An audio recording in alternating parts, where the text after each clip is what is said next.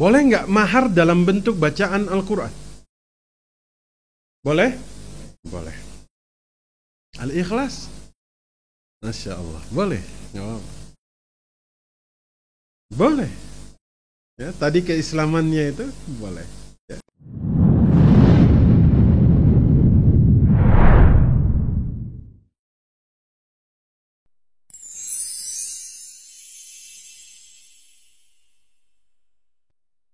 Baik. Terima kasih Pak Dewo. Bismillahirrahmanirrahim. Uhayyikum jami'an bitahiyatul Islam. Assalamualaikum warahmatullahi wabarakatuh.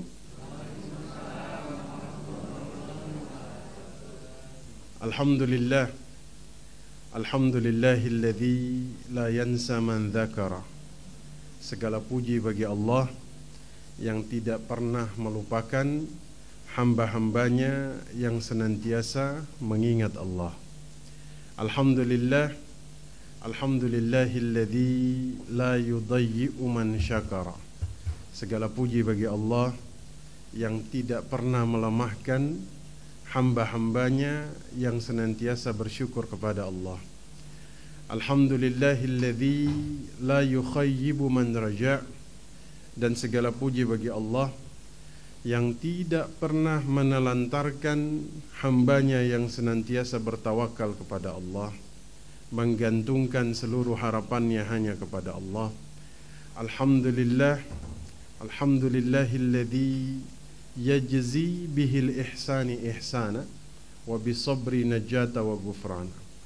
Dan segala puji bagi Allah yang membalas satu kebaikan dengan kebaikan yang lain, dan kepada hamba-hambanya yang bersabar Allah berikan kemenangan dan Allah berikan pengampunan. Asyhadu an la ilaha illallah wa asyhadu anna Muhammadar Rasulullah. Kita bersaksi tiada Tuhan yang disembah selain Allah, dan satu-satunya manusia yang kita ambil perkataannya berkaitan dengan agama ini hanyalah baginda Nabi Muhammad sallallahu alaihi wasallam.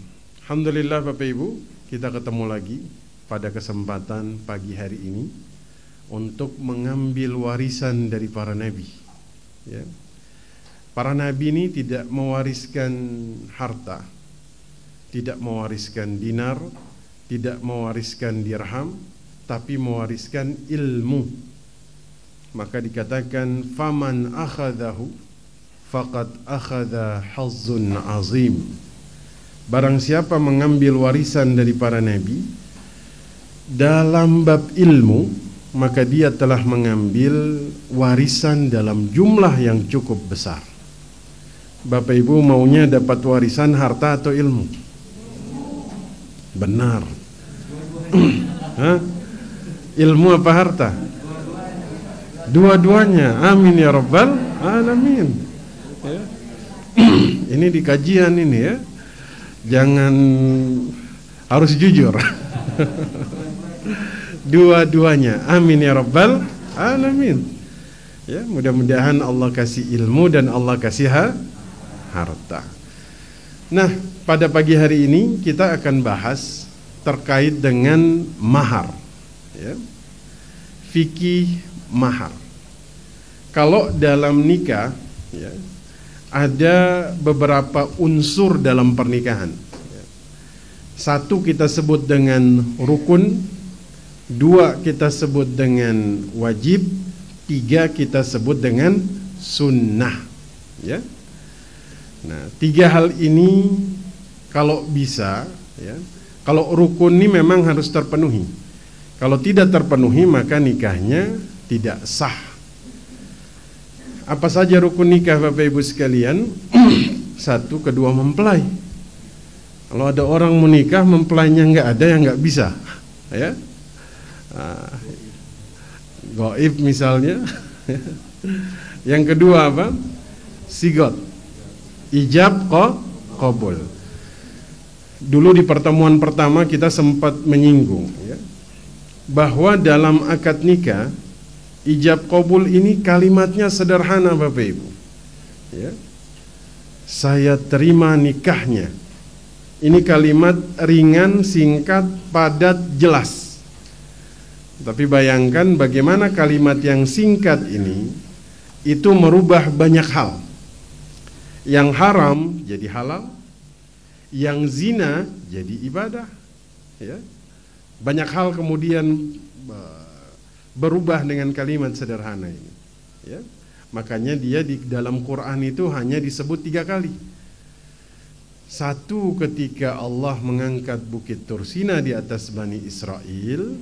Yang kedua, ketika Allah mengadakan sumpah setia dengan para rasul. Yang ketiga, ketika menggambarkan akad nikah.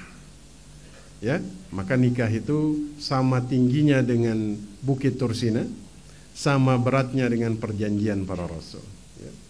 Kemudian yang ketiga, wali nikah dari wanita. Ya. Yang keempat, 2 orang saksi. Itu rukun. Jadi kalau rukun tidak terpenuhi, maka pernikahannya tidak bisa dilakukan, tidak bisa dilaksanakan. Nah, rukun ini nggak bisa digantikan dengan apapun, harus dipenuhi. Nah, yang kedua ada namanya wajib. Nah, mahar ini ada di dalam unsur wajib di dalam pernikahan. Nah, kemudian ada sunnahnya. Apa sunnah pernikahan? Ya. Dipublikasikan betul sekali berdasarkan hadis Nabi, aumil walau bisyad. Umumkan pernikahan walaupun hanya dengan seekor kambing.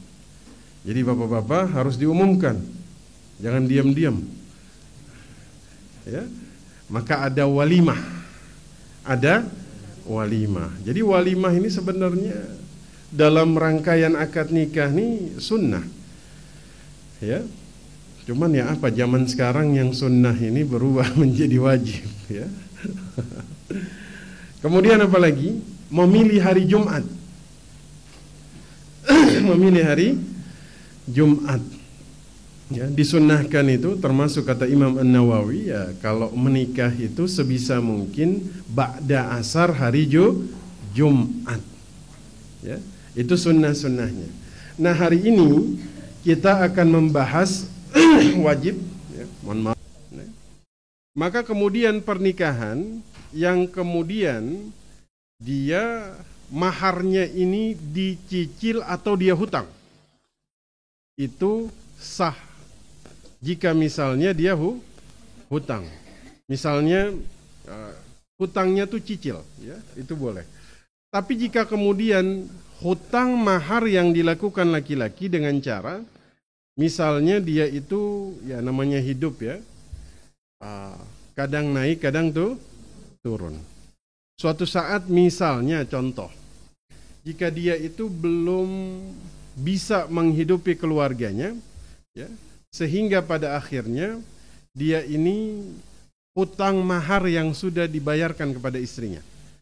Misalnya dia membayar mahar kepada istrinya, contohlah misalnya uang senilai 10 juta rupiah. Ya. Nah, kemudian ketika dia menjalani pernikahan, ya mereka mengalami kesempitan atau kesusahan. Kemudian suaminya ini izin kepada istrinya untuk pinjam mahar yang sudah diserahkan. Boleh atau tidak? Boleh. Tapi hati-hati para suami. Kadang-kadang suami ini cenderung menganggap remeh hutang kepada istri. Betul? Istri sendiri kagak usah dibayar, nggak apa-apalah. Ya. Hati-hati, hutang itu berlaku kepada siapa saja.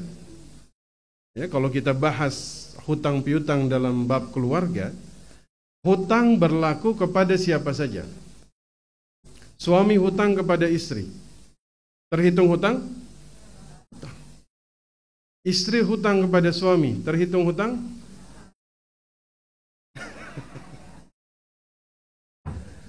Walaupun kenyataannya enggak.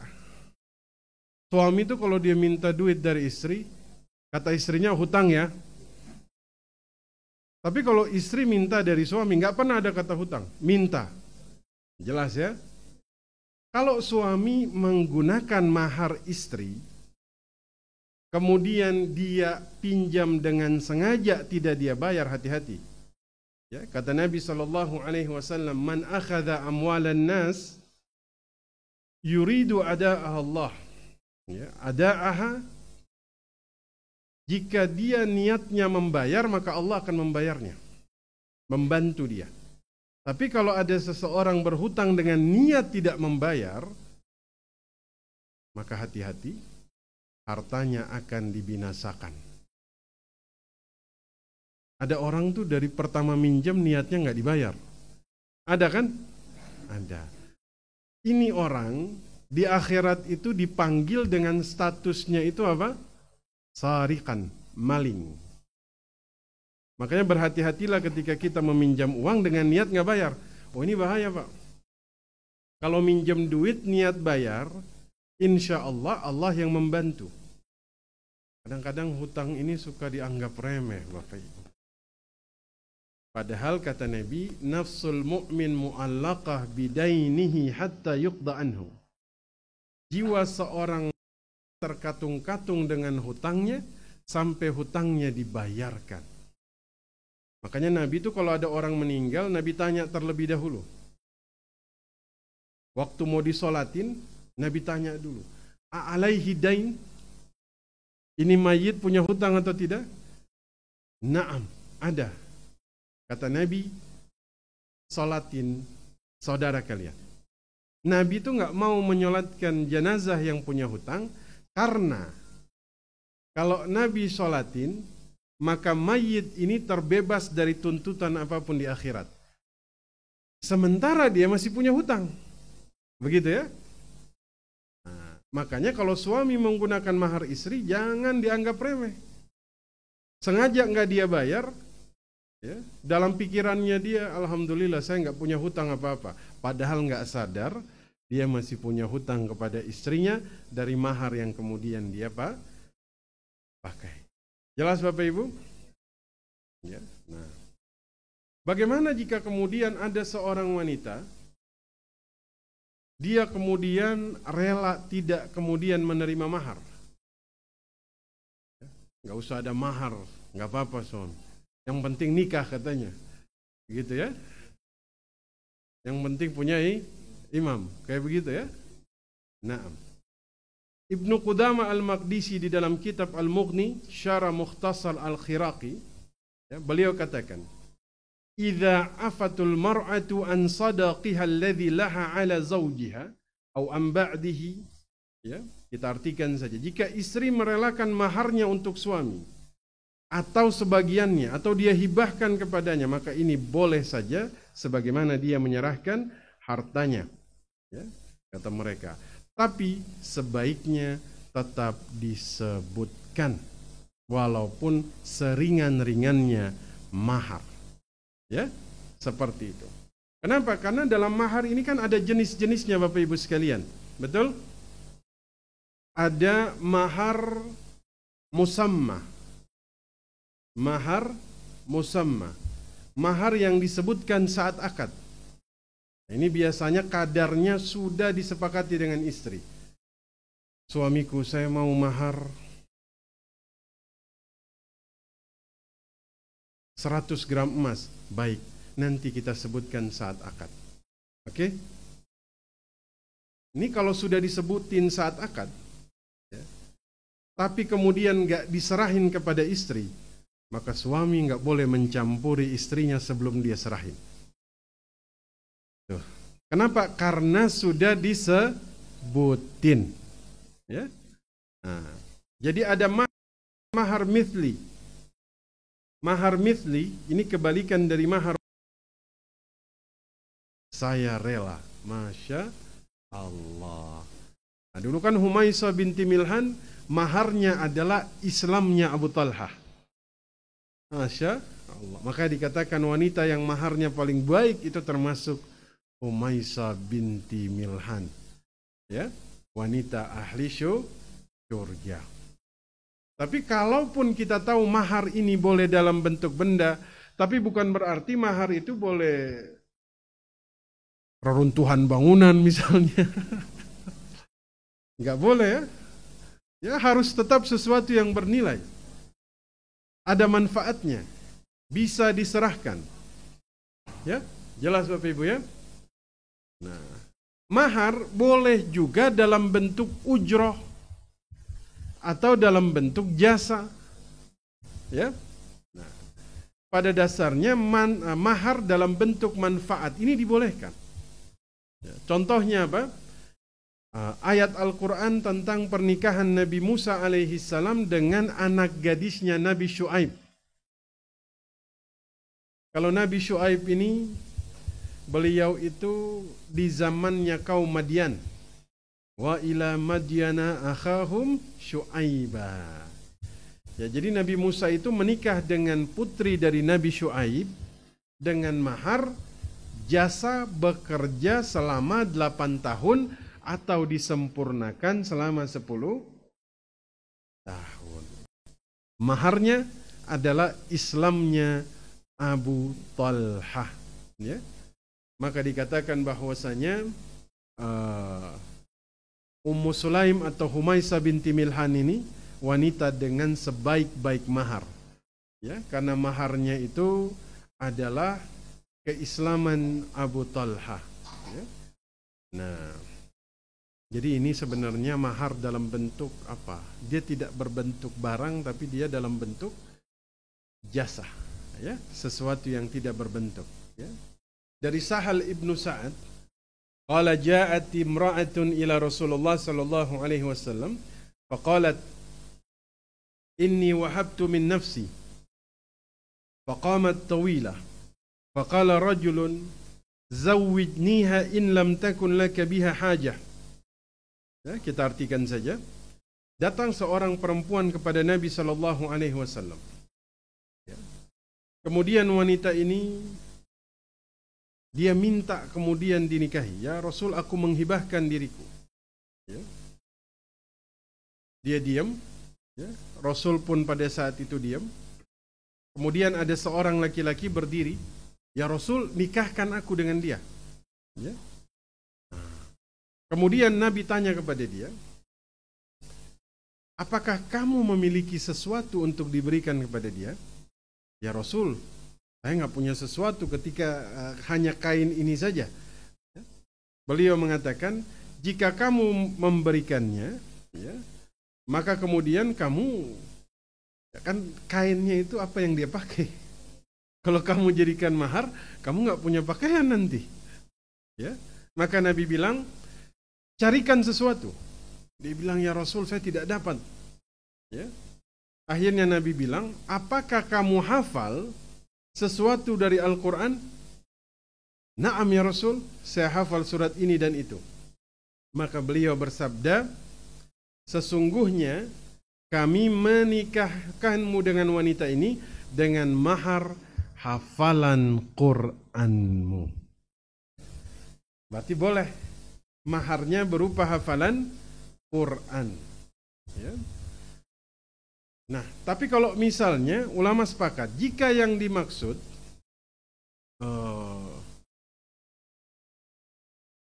hafalan Quran yang misalnya hanya sekedar dia miliki, tapi tidak diajarkan kepada istrinya, maka nggak bisa. Maka hati-hati yang menjadikan hafalan Qurannya sebagai mahar, karena bukan sekedar dia hafal, tapi dia harus mengajarkan istrinya. Kenapa? Karena itu nanti jadi milik istri. Maka istrinya harus hafal, harus paham apa yang dijadikan sebagai mahar. Karena kan dia berikan kan. Maka istri harus paham. Jelas? Ini menurut para ulama. Karena kalau dia jadikan mahar berupa hafalan Quran, maka kita maknai itu sebagai sesuatu yang harus dia ajarkan kepada istrinya berkaitan dengan mahar hafalan Quran yang dia sampaikan. Ya.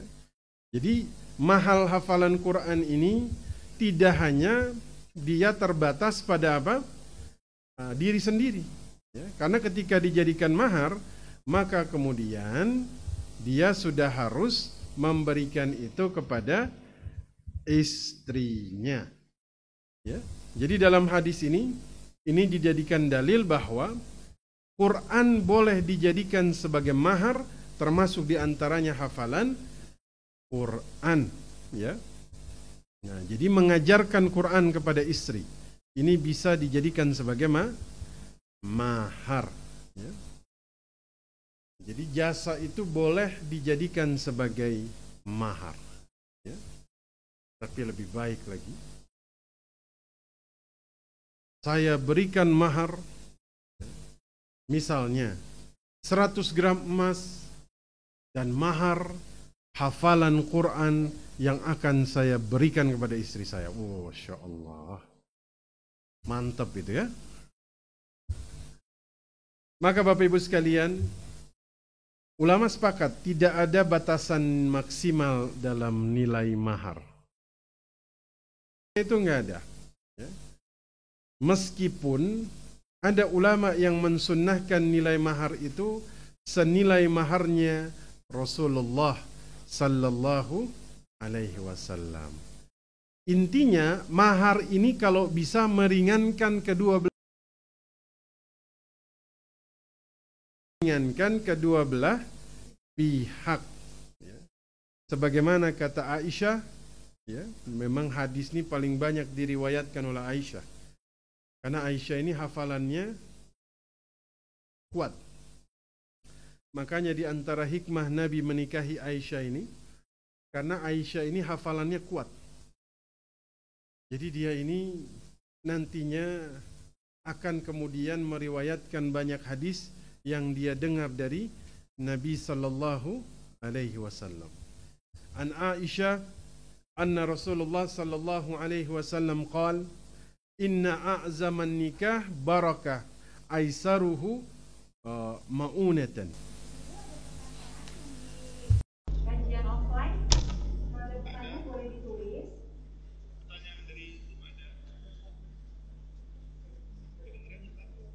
Ada sepertinya. Bisa dibesarkan.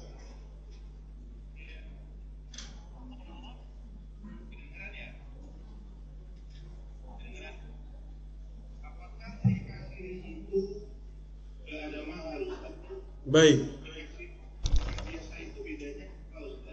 Baik. Terima kasih. Nikah siri dengan nikah biasa bedanya di mana? Gak ada bedanya. Cuman aturan administrasi di kita, nikah biasa ada suratnya, nikah siri kagak ada suratnya. Nikah siri tidak tercatat di catatan tapi sah. Sah secara syariat sah. Apakah nikah siri tidak ada mahar? Ada. Tetap ada. Nikah siri secara hukum itu sama seperti nikah secara biasanya. Cuman istilah kita nikah siri di sini sir, rahasia, tidak tercatat. Apakah ada maharnya? Mau sir, mau rahasia, mau tetap ada maharnya. Cuman nikah siri ini tidak dicatat di catatan sipil. Hak warisnya sama Bapak Ibu. Ingat, hak waris istri nikah siri dengan istri nikah biasa sama. Kecuali di Mesir. Di Mesir yang berhak dapat waris hanya istri yang dinikahi secara negara. Mereka agak ketat memang. Tapi dalam hukum syariat Islam, nih perempuan istri siri dengan istri sah itu punya hak sama. Punya hak waris. Makanya biasanya di dalam masalah waris kita tuh ada namanya penentuan status ahli waris. Kenapa? Ini harus dilakukan. Karena kadang-kadang kita tentukan ahli waris dari almarhum Fulan bin Fulan. Bahwa almarhum meninggalkan seorang istri, Fulanah bin Fulan, seorang anak Fulan, seorang anak Fulanah. Tiba-tiba muncul satu lagi, Ustadz, mohon maaf, saya istri kedua. Karena ini nanti berpengaruh terhadap pembagian waris. Apa yang terjadi? Istri pertama gak mau bagi. Karena nggak tahu. Kenapa? Saya gak rela. Istri kedua dan anaknya dapat harta dari almarhum. Dan ini masalah juga ini ya. Makanya itu harus kasih tahu yang pertama biar nanti jelas semuanya. Ya kan? Atau nanti biasanya munculnya di pemakaman. Ada sesi kedua. Ya, habis sesi keluarga muncul lagi sesi yang kedua. Ya kan? Jelas ya? Nikah siri dengan nikah biasa nggak ada bedanya. Cuman dalam istilah kita nikah biasa yang dicatat di catatan sipil, nikah siri tidak dicatat. Begitu ya? Tapi hak warisnya sama. Oke? Maharnya istri siri ketika nikah juga harus dapat mahar. Makanya pentingnya aumil walau bisyat, sampaikan walaupun hanya dengan kambing, seekor kambing, biar tidak muncul fitnah. Jelas ya? Baik. Silakan Pak Ade, monggo. Ini ada yang saya menikah tanpa sepengetahuan orang tua. Ini dikasih maksud si istri menikah tapi orang tua juga tahu. Baik. Baik. Ini sebenarnya nanti kita bahas dalam masalah wali nikah ya. Istri menikah tapi walinya tidak tahu. Pernikahan tanpa wali itu tidak sah. Kenapa? Karena rukun nikah wali itu adalah rukun. Kecuali dia tuh nggak tahu walinya ini di mana. Ya. Maka walinya adalah wali hakim. Tapi jika perempuan dia menikah tanpa izin dari walinya, dia nggak datang minta izin, maka itu tuh berpotensi nikahnya bisa batal. Ya, jadi wali ini yang berhak menikahkan. Makanya ini dimulai dari lamaran. Lamaran itu biasanya laki-laki mengkhidbah kepada perempuannya atau kepada walinya? Kepada walinya. Oke. Nanti walinya ini yang menikahkan si wanita ini. Ya. Kalau perempuan menikah sementara masih ada walinya, dia kemudian minta kepada wali hakim. Nah di sini biasanya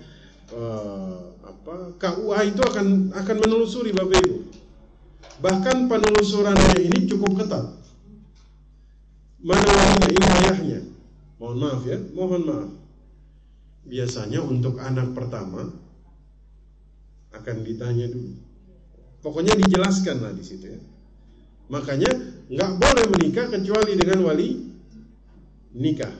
Kalau nggak ada wali nikah, baru kepada wali hakim. Ya. Nah, maka kemudian jika dia menikah, walinya masih ada, dia tidak izin kepada walinya, maka ini berpotensi nikahnya tidak sah. Hati-hati. Kalau nikahnya tidak sah, maka berpotensi hukumnya zina. Seperti itu. Wallahu a'lam bishawab. Silakan, Pak Ade.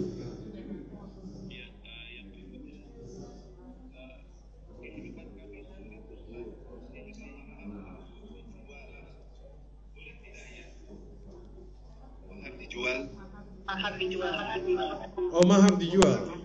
Baik. Boleh nggak mahar dijual? Yang minta jual ini siapa?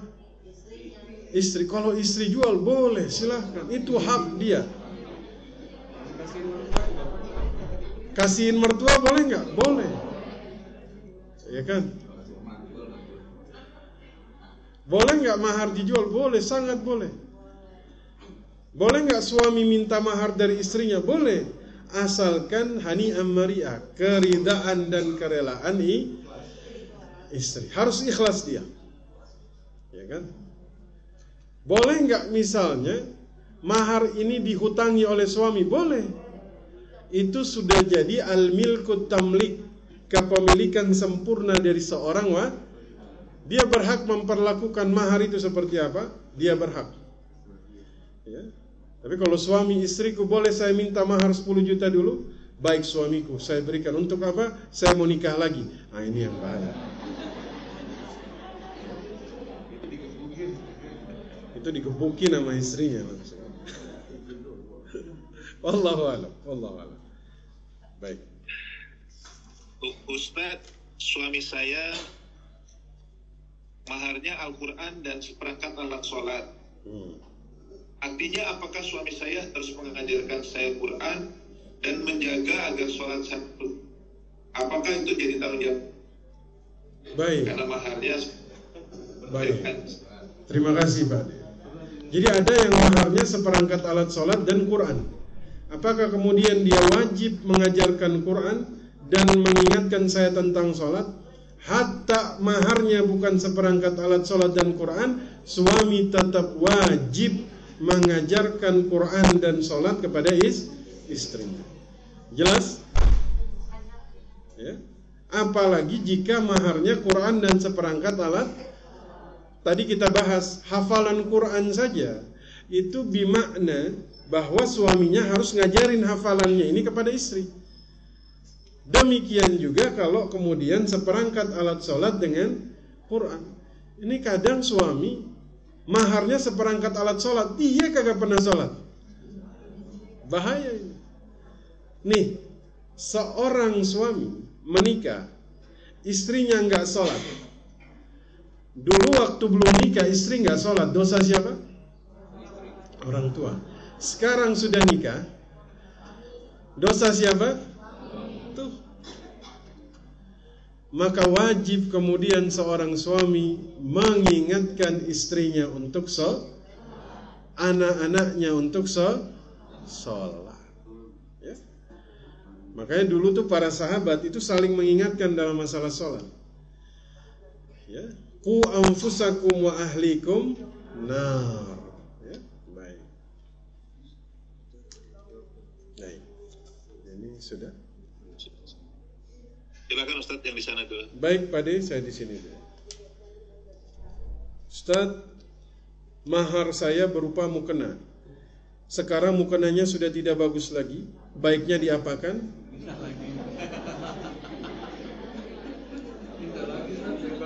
Disimpan atau dibuang aja?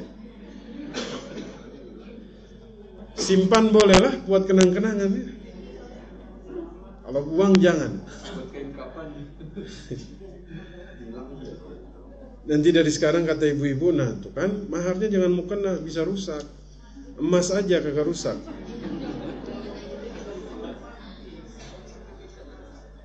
Kalau mahar hilang, apa yang harus dilakukan Ustaz? Apakah harus suami mengganti lagi? Apa hukumnya orang yang mengambil mahar tersebut? Jadi ini ceritanya maharnya dicuri ini. Ya kan? Apakah suami wajib mengganti mahar yang dicuri? Mahar itu diberikan saat dulu nikah, sudah dia kasih. Ketika misalnya hilang, misalnya suami wajib ganti? Enggak. Ya kan? Apa hukumnya bagi orang yang mengambil mahar tersebut? Ya hukum dia sebagai orang yang gosop. Tahu gosop? Gosop itu mencuri. Dan gosop ini itu efeknya tuh luar biasa berat dalam syariat Islam. Gosop ya. Sama seperti gulul. Tahu gulul? Gulul, bukan, itu gulu. Gulul ini terminologi fikih yang menceritakan tentang orang yang mengkhianati amanah. Biasanya terminologi ini didekatkan kepada korupsi. Gulul itu orang yang mengkhianati amanah. Man yaglul ya'ti bima ghalla yaumal qiyamah. Jadi apa hukumnya orang yang mengambil mahar tersebut? Dia akan memikul mahar tersebut di hari kiamat. memikul. Jadi status dia sebagai seorang pencuri.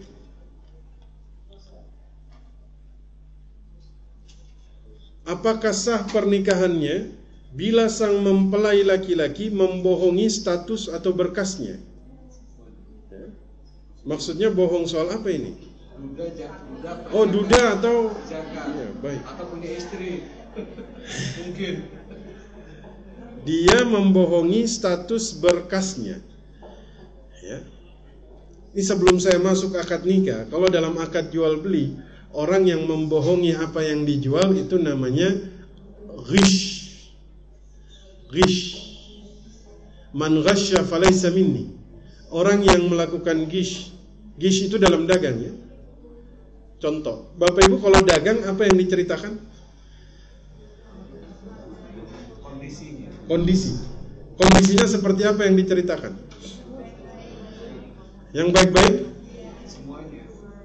Pernah nggak ketemu orang yang dagangnya itu, saya jual mobil, mohon maaf nih mobil nih mogok-mogok, mesinnya nggak bagus, makanya saya jual. Pernah nggak ketemu kayak begitu? Pernah ada. Jarang ya. Ini pedagang kayak begini, itu derajatnya bisa diangkat bersama para nabi. Jelas ya? Tapi yang terjadi orang dagang rata-rata nutupin aib. Itu dalam akad nikah. Kalau misalnya dalam akad nikah, itu akad jual beli. Sekarang akad nikah. Laki-laki, mana tadi? Apakah sah pernikahannya bila laki-laki membohongi statusnya? Misalnya dia duda tapi ngakunya perjaka. Nikahnya tetap sah tapi dia berdosa.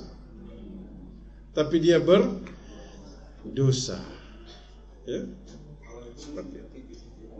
Punya istri. Nah, gitu ya. Hukum apa ini? Hukum tunangan dalam Islam. Berapa lama jarak lamaran sampai dengan menikah? Lamaran itu dalam Islam itu khitbah. Dalam hadis disampaikan, ya, la yakhtubu rajul ala khitbahi akhi. Tidak boleh dia melamar mengkhitbah di atas khitbah saudaranya.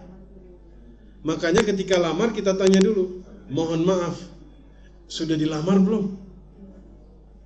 Sudah. Terus sudah dijawab? Belum. Mundur. Gak boleh melamar di atas lamaran orang. Sudah dilamar? Sudah. Hasilnya ditolak. Baik, saya masuk. Tuh. Ya. Kita ditolak. Dalam jual beli juga sama. Gak boleh membeli di atas belian orang lain. Gak boleh menjual di atas jualan orang lain. Saya beli dari si fulan. Masih proses tawar menawar. Kalau belum selesai, Bapak Ibu nggak boleh masuk. Udah sama saya aja. Dia jual berapa? 10.000, sama saya 8.000. Itu nggak boleh. Selama belum selesai tawar menawar. Maka lamar itu boleh? Boleh. Ya, yang penting melamarnya syar'i. Ya, jelas ya.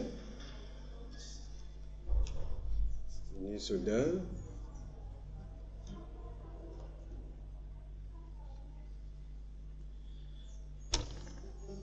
Mahar dicicil. Bekerja selama 10 tahun. Bagaimana bila suami dalam perjalanan perkawinannya 2 tahun meninggal dunia? Apa maharnya ini termasuk hutang? Saya tanya istri, rela atau tetap menganggap itu belum terbayar? Dibalikin. Rela? Rela. Aman insya Allah. Rela ya. Kalau istri merelakan selesai. Sama seperti orang menghapus hutang. Hutang itu kalau sudah dihapus selesai. Dan orang yang menghapus hutang itu dosanya juga dihapus. Dihapus. Kalau dia menganggap ini sebagai hutang suami, itu kan punya dia kan? belum selesai, suami wafat dia hutangnya dihapus, maka dosa ibu-ibu juga dihapus. Bahkan tidak sampai di situ, yuzilluhumullahu yauman la zilla illa zillu, dikasih perlindungan oleh Allah Subhanahu wa taala. Ya, maka pahala orang menghapus hutang itu dosanya dihapus. Ya, jadi malaikat itu punya catatan ya. Ketika hutangnya dihapus, dosanya dihapus. Makanya kalau hapus hutang tuh jangan nanggung. Gimana, Ustadz? Saya tuh sudah merelakan hutangnya. Kalau dia bayar, alhamdulillah, enggak juga enggak apa-apa. Ini belum menghapus ini. Ini masih harap-harap cemas. Tanpa memberitahu si hutang ya Ustaz? Boleh. Rela, udah selesai, udah rela. Sebaiknya ketika ingin menghapus hutang, kasih tahu yang berhutang. Kenapa? Agar jiwanya ini tenang. Kalau yang berhutang belum dikasih tahu, maka jiwanya ini belum tenang. Kata Nabi, nafsul mu'min mu'allaqa bidainihi hatta yuqda anhu. Jiwa seorang mukmin terkatung-katung dengan hutangnya sampai hutangnya dihapuskan. Ini kok jadi bahas tentang bab hutang piutang ya? Nanti kapan-kapan kita bahas hutang piutang ya. Kayaknya udah pernah di sini dulu. Baik. Maka jika istri di sini dia merelakan mahar yang masih belum lunas, maka di sini dia merelakan hutang suami. Insya Allah dosanya juga dihapuskan. Ya? Amin ya rabbal alamin. Ya udah. Sudah. Yang online Ustaz. Sudah. Oh, online sekarang Pak De. Iya. Jika seorang wanita menikah karena Allah, silakan Pak De. iya, wanita menikah karena setelah sadar ia kepada suaminya. Dia apa? Ada suaminya. Minta cerai karena tidak cinta. Oh baik, Masya Allah. Boleh nggak? Apakah mahar harus dikembalikan? Baik. Setelah menikah dia baru sadar dia nggak cinta suami. Mantap ini ya. Mana? Pingsan kemarin. Kena hipnotis. Dulu ada seorang istri dari Nabi Sallallahu Alaihi Wasallam yang nggak suka sama Nabi. Lama kelamaan dia cinta kepada Nabi. Karena cinta ini kan yang punya cinta siapa? Yang maha membolak-balikan hati siapa? Allah. Di sini kan statusnya berarti sudah nikah, baru dia sadar dia nggak cinta. Kemudian dia minta cerai. Pertanyaan saya, sudah campur atau belum? Kalau sudah campur dengan suami, maka mahar jadi milik dia. Tapi kalau begitu akad nikah selesai, dia sadar dia nggak cinta sama suami, maka setengahnya jadi milik dia. Tapi perempuan hati-hati ini ya, jangan jadi modus ini, bahaya. Seperti itu Pak De. Wallahu a'lam.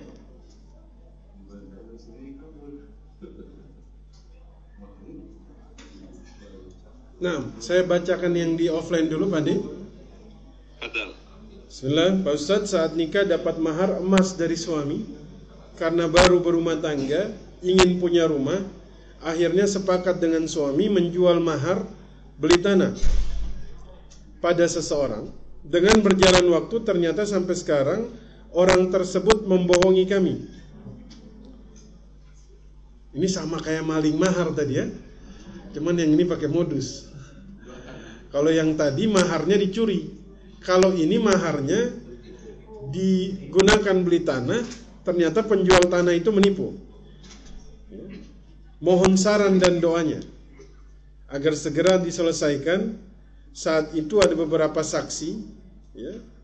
Pembeli saat ini saksi pembeli penjual sudah wafat, sedangkan yang menjual tanah sampai sekarang belum menyelesaikan. Mohon pencerahan. Saran saya, pembelinya suruh hadir di kajian Islam Madinah ya. Orang tuh kalau ngaji insya Allah dia jadi takut untuk kemudian melanggar hal yang kemudian dilarang. Sekarang karena ini berkaitan dengan adab sudah ini ya. Jual beli yang tidak diserahkan ya. Kadang-kadang kan seseorang menipu, sudah melakukan jual beli tapi enggak diserahkan barangnya, dia simpan barangnya. Kalau dia wafat, Nabi mengatakan la tu'addunnal huquqa ila ahliha yaumal qiyamah. Semua yang hak akan ditunaikan di hari kiamat. Hatta yuqada li syatil qarna li syatil jarha. Sampai hak yang berkaitan dengan kambing yang tidak bertanduk dengan kambing yang bertanduk. Kata Abu Dzar Al-Ghifari, ra'a Nabi sallallahu alaihi wasallam syatain tantatihan. Nabi melihat kambing yang bertanduk dan yang tidak bertanduk itu sama-sama beradu. Nabi tanya, "Ya Abu Dzar, hal tadri fima tantatihan?" Kamu tahu kenapa dua ekor kambing tersebut saling beradu? Tidak tahu ya Rasul. Apa kata beliau? Walakinnallaha ya'lam. Tapi Allah Maha tahu dan dua kambing ini akan dihisab di hari kiamat. Ini kambing yang enggak punya akal, yang satu menzolimi yang lain dihisab. Apalagi ini satu berakal, yang kedua berakal. Ini semakin dihisab di hari kiamat. Ya, seperti itu. Nanti saran saya, potongan jawaban ini ada di Islam Madinah, ada di YouTube-nya, di syuting, kirim kepada pembelinya, penjualnya. Mudah-mudahan Allah kasih hidayah dia menyelesaikan jual beli. Wallahu a'lam. Silakan Pak De.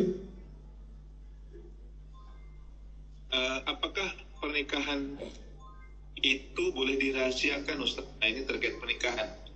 Tafadhol Ustaz. Baik. Apakah pernikahan boleh dirahasiakan? Sunatnya walimah. Apakah boleh dirahasiakan? Kalau ibu-ibu bilang tidak. Kalau bapak-bapak?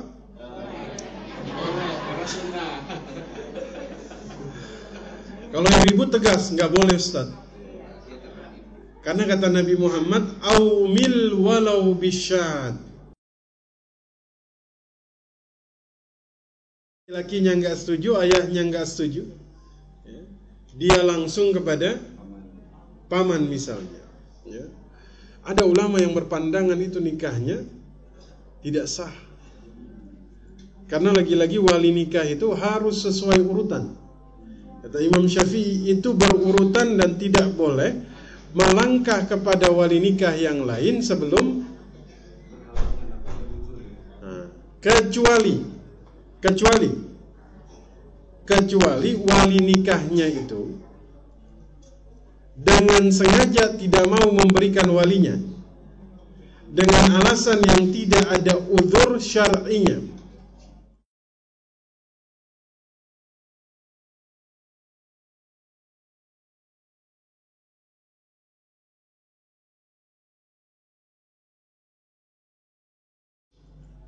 Mengulang.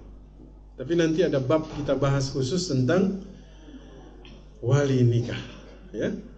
Wallahu a'lam Pak. Wallahu a'lam. Monggo silakan. Ini menarik Ustaz. Kami sama-sama usia 60 tahun. Apa masih perlu untuk menikah lagi Ustaz? Oh, baik. Bagaimana Pak De? Sama-sama 60 tahun. Terus? Iya, sama-sama tahun. Kami sama-sama 60 tahun. Kalau mau menikah lagi, apa masih perlu juga wali nikah? Baik. Masya Allah. Sudah 60 tahun, ya kan? Apakah masih butuh wali nikah? Masih, ya kan? Anak laki-lakinya masih ada. Kalau nggak punya anak, wali nikah, ya? Wali hakim, wali nikah, wali hakim. Ini, masya Allah nih, ini pertanyaan walinya nih banyak juga ini. Rupanya. Baik. Pernah dengar kalau seandainya seorang janda mau menikah lagi, Dia boleh. nggak perlu Ya. wali izin orang tua. dia boleh kemudian meminta wali hakim. Dia menunjuk wali hakim untuk kemudian menjadi walinya. Tapi sebaiknya ya kalau masih ada walinya, yang terbaik walinya. Seperti itu. Kayaknya next Pak De, bahas tentang wali nikah ini. Iya boleh. Ini dulu nih Ustaz, ini mungkin bukan mahar tapi hadiah pernikahan ini Ustaz. Bentar Pak De, ada pertanyaan dari offline. Gimana Ibu? Ada yang mau nikah, tapi suaminya minta kawin siri, dosa nggak dari keluarga? Baik. Nikahnya masih ada wali?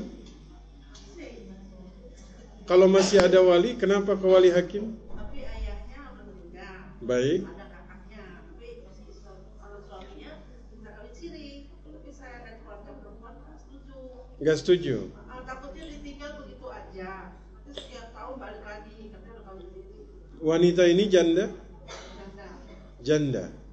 Maka janda itu boleh meminta kepada wali hakim. Ya. Biasanya wali hakim itu akan meminta izin, walinya tuh diwakilkan kepada wali hakim. Dosa enggak, kan minta kawin siri. Minta kawin siri, Ya, baik. dari pihak perempuan saya nggak setuju. Baik. Dia kalau janda nggak butuh wali dari kakaknya, langsung wali hakim, boleh dia tunjuk sendiri, nggak apa-apa, nggak berdosa. Saya tuh pengennya kawin sah lagi kayak pertama. Oh, ibu yang mau nikah lagi?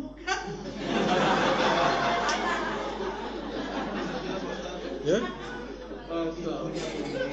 Ibu ini melarang ke calon mantu. Oh. Nah, dia melarang ini dosa enggak? Oh, baik, Jadi baik. calon mantunya mintanya Calon mantunya. Saya kira ibunya tadi. Baik. Jadi ibu melarang calon mantunya untuk menikah siri dengan anak. Jadi ibu inginnya normal aja. kawin normal di KUA. Baik. Sebenarnya ini nggak berdosa karena ibu ingin agar anak ibu terjaga dari sisi nafkah, ya, nggak apa-apa. Takutnya ditinggal, nggak apa-apa. Banyak yang ditinggal suaminya balik lagi, punya Oh, anak lagi. baik. Takut saya. Biar nggak apa-apa, itu boleh ibu, boleh. Karena ibu takut nanti ditelantarkan kan anaknya. Tidak apa-apa, aman insya Allah. Namanya orang tua ya, khawatir. Silakan Pak De. Kalau orang tua untuk anak pertama, pernikahan anak pertama, Orang tua memberi hadiah motor untuk pernikahan anak pertama. baik. Lalu apakah adik-adiknya saat menikah juga harus sama diberi Baik. motor juga? Baik. Anak pertama nikah dapat motor. Apakah anak-anak selanjutnya juga harus dapat motor? Baik. Ini berkaitan dengan hibah. Pemberian orang tua kepada anak itu hibah.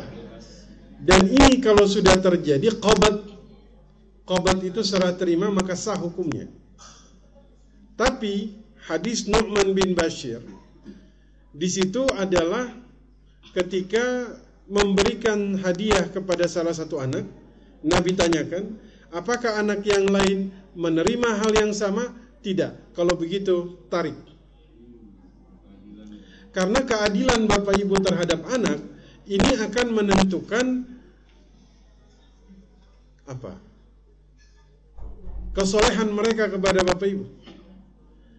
Misal, anak pertama nikah dapat mobil, anak kedua dapat motor. Gimana perasaannya? Marah? Marah. Yang bungsu dapat rumah. Makanya hibah itu harus adil. Ya, termasuk madhab Hambali mewajibkan hibah itu dibagi sesuai hukum waris. Makanya misalnya Bapak Ibu mau bagi-bagi harta kepada anak-anak, perempuan tetap setengah, laki-laki dapat 2. Begitu. Ya. Kalau misalnya orang tua sudah kasih motor di pernikahan anak pertama, yang selanjutnya apakah juga harus? Kalau orang tua punya rezeki, kalau kagak punya,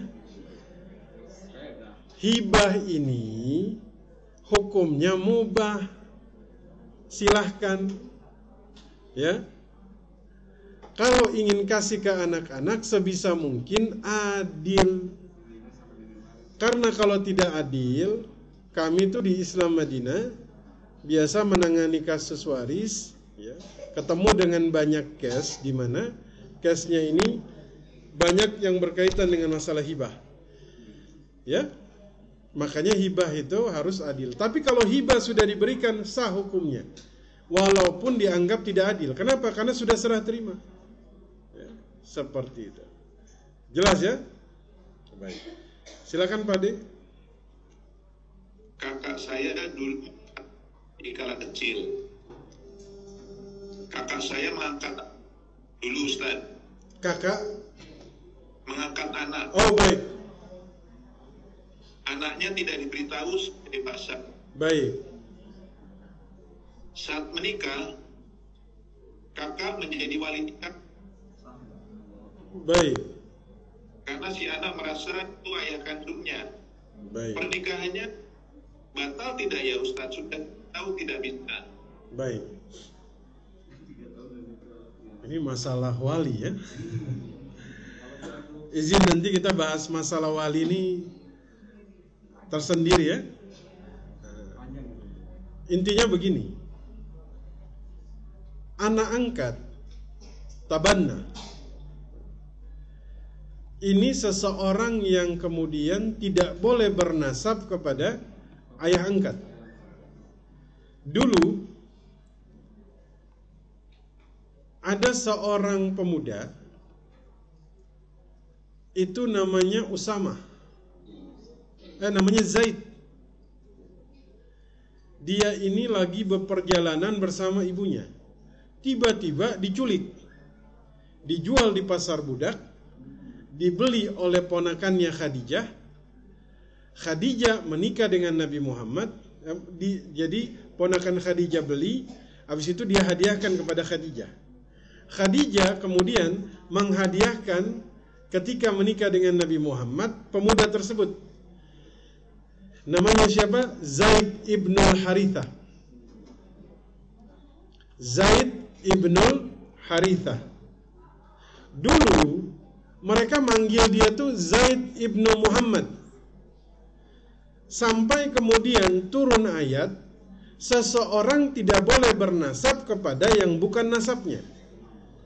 Jelas? Karena ini nanti berkaitan dengan banyak hal.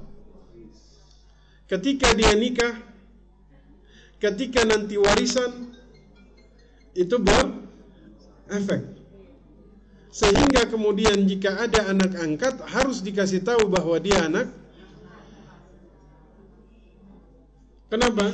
Karena nanti ketika dia menikah, nikahnya adalah wali hakim. Efeknya ini berefek. Ya. Makanya kemudian harus diatur betul itu, ya, harus dikasih tahu. Ya.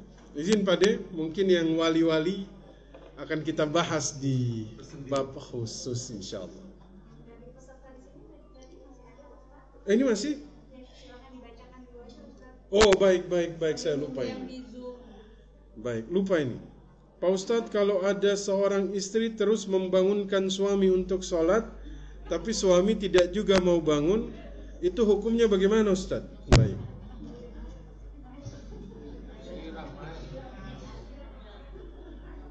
Ini bapak-bapaknya susah nggak bangun?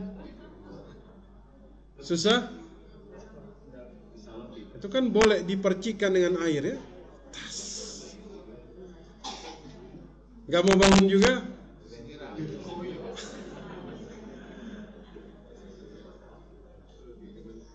Laki-laki, ar-rijal qawwamuna 'alan nisa. Laki-laki itu ar-rijal. Rijal ini kalau dalam bahasa Arab rijlun. Rijlun itu artinya kaki. Maka laki-laki dinamakan rijal karena dialah yang keluar cari nafkah. Ar-rijal qawwamuna 'alan nisa itu harus memenuhi beberapa syarat. syaratnya adalah islah. Dia harus melindungi istrinya. Melindungi dari apa? Bukan hanya panasnya dunia, tapi panasnya api neraka. Dengan cara apa? Mengingatkan istrinya untuk mendirikan sholat.